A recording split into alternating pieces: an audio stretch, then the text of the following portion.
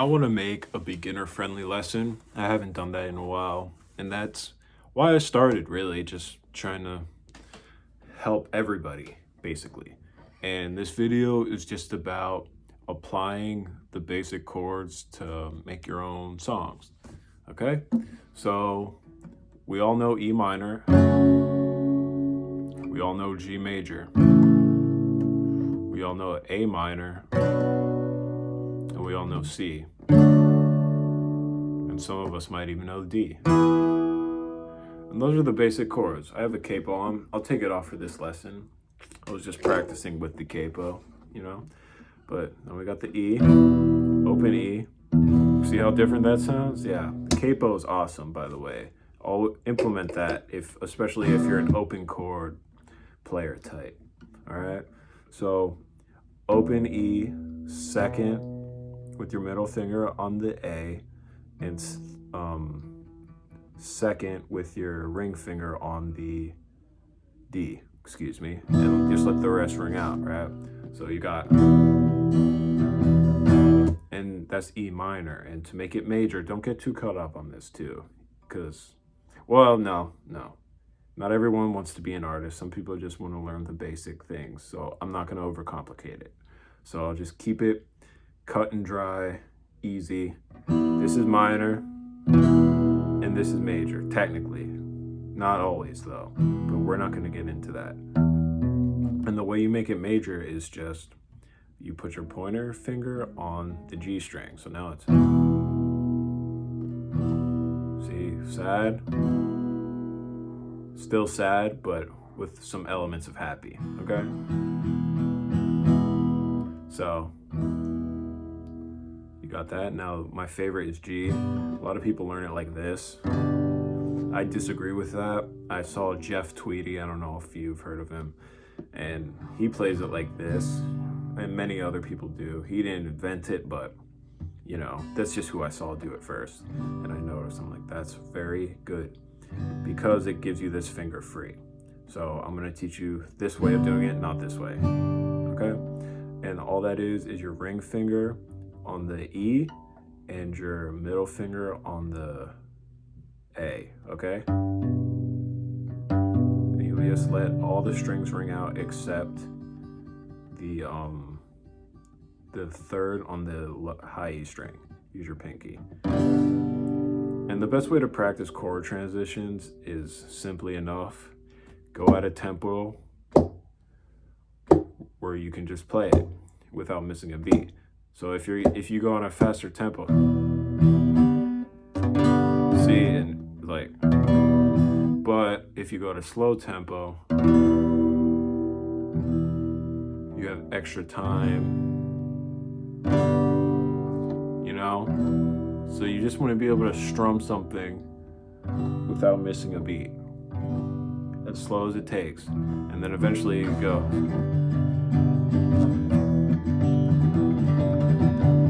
Okay, you get the point, right?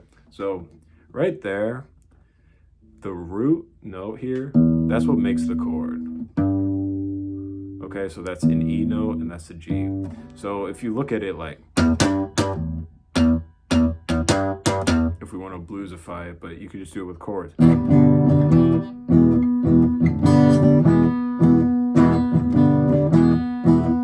Okay, so you can look at chords just like single notes, because every note you play, there's a chord for it, okay?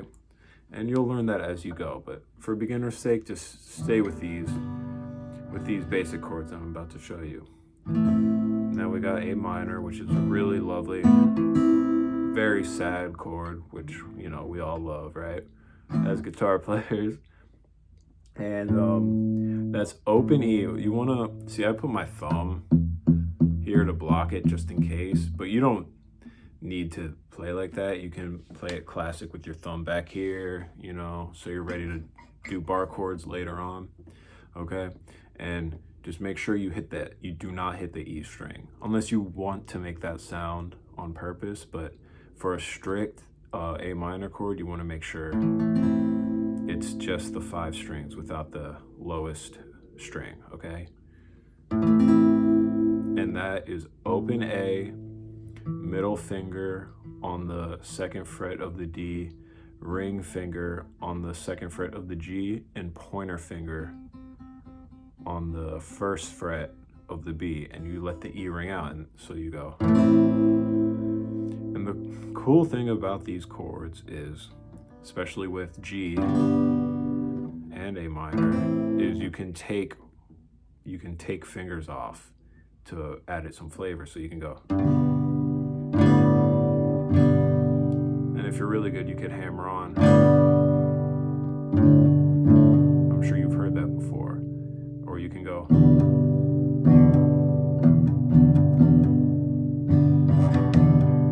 It's just a little flavor, and even with your pinky, you go. Whatever harmony you kind of hear in your head. And even with this, you can go.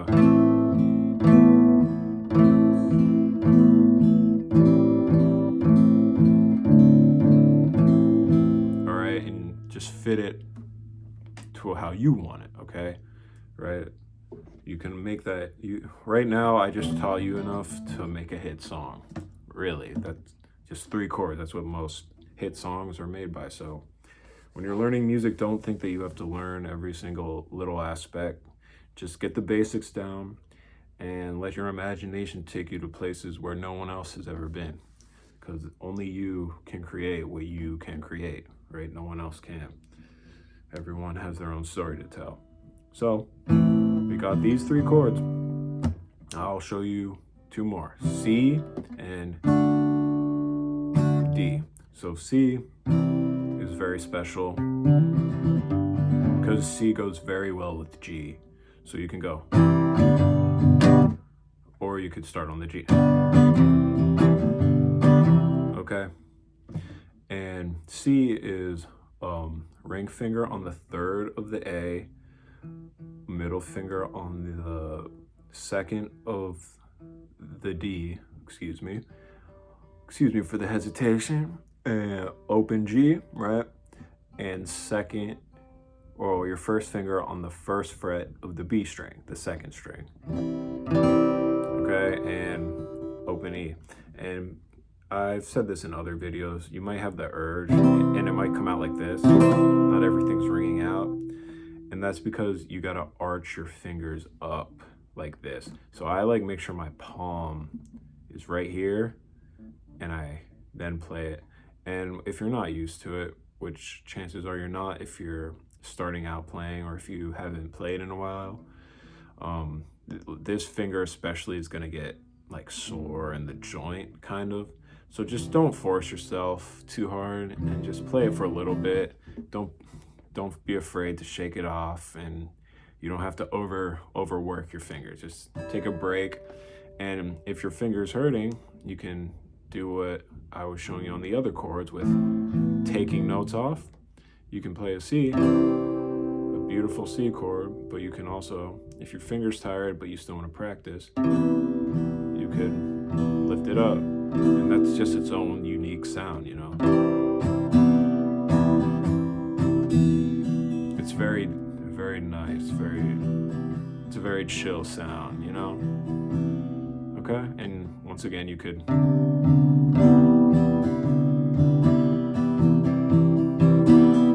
and remember, you do not want to be hitting the E string on this unless you do it on purpose. I'm not saying you're not allowed to do it, but you just want to be intentional with what you play. So if you think that this sounds cool, then go for it, as long as it's intentional. So now we got everyone's favorite. We got D. And that is open D, right? You're not going to be playing the A or the E string. And you got your pointer finger. Now, there's different ways to play this, but this is the most basic way, the most simple way. Oh, you put your pointer finger on the G, and you put your ring finger on the B. Okay, on the 2nd fret of the G and on the 3rd fret of the B. And you try to squeeze your middle finger on the 2nd fret of the E. And then you got this beautiful thing.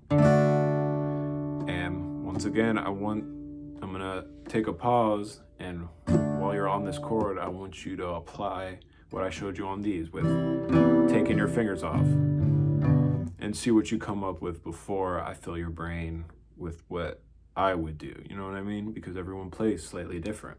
So play that D and lift your fingers up. Try to find something cool. Okay, you did it? All right, cool. Well, guess what? There's a very famous way of playing this that is in so many songs, and chances are that you might have figured it out by now, and it's you just lift your middle finger up. And I'll give you a little bonus. You can put your pinky on the third, and you can go like that. See?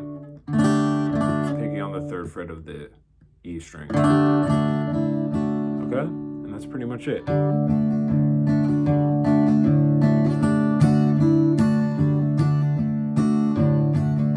Alright, I just came up with that on the spot, you know, and I'm just as an example of how easy music can really be if you just break it down the basics and you just look, okay, I got my chord. That chord isn't set in stone. You can alternate it or switch it up however you want. There's alternative ways to play it, is what I want to say. You can even go.